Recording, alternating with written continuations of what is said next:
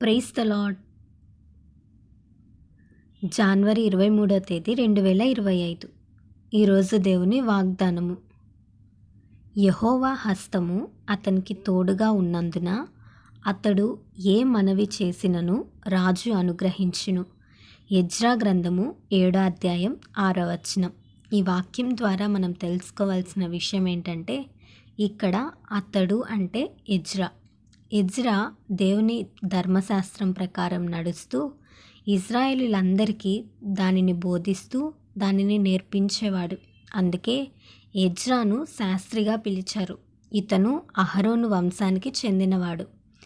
Ezra దేవుని యందు భయభక్తులు కలిగి జీవించటం వలన దేవుని హస్తం అతనికి తోడుగా ఉంది.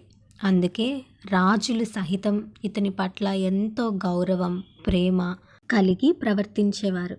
చాలా విషయాలు ఎజ్రా రాజుల మీద ఆధారపడలేదు, రాజుల్ని అడగలేదు. కానీ రాజులే ఇతనికి కావలసిన సహాయం అంతటినీ అందించారు.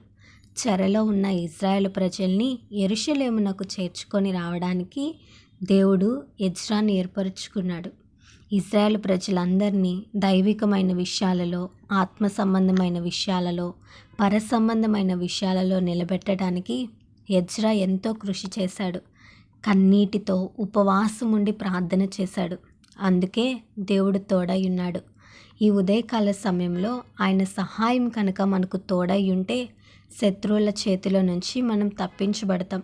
దేవుని యందు భయభక్తులు కలిగి జీవించు, దేవుని వాక్యాన్ని ప్రేమించు, దేవుని వాక్యానుసారంగా జీవించు.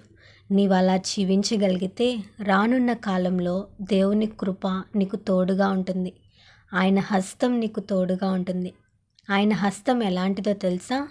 బలమైన హస్తం, శక్తి కలిగిన హస్తం, సర్వమును సృష్టించిన హస్తం. అంత గొప్ప దేవుడు తన హస్తాన్ని నీకు తోడుగా ఉంచడానికి ఇష్టపడుతున్నాడు.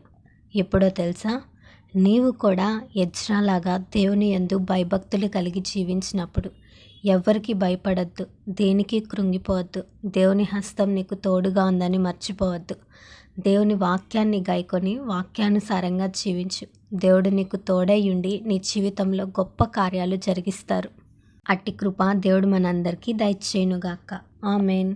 ఈ వీడియో మీకు దీవెనకరంగా, ఆశీర్వాదకరంగా అనిపించినట్లయితే లైక్ చేయండి, షేర్ చేయండి, కామెంట్ చేయండి, సబ్స్క్రైబ్ చేసుకోండి. మీ ప్రార్థన అవసరతలను మాకు కామెంట్ రూపంలో తెలపండి. మీ కొరకు తప్పక ప్రార్థిస్తాం. God bless you.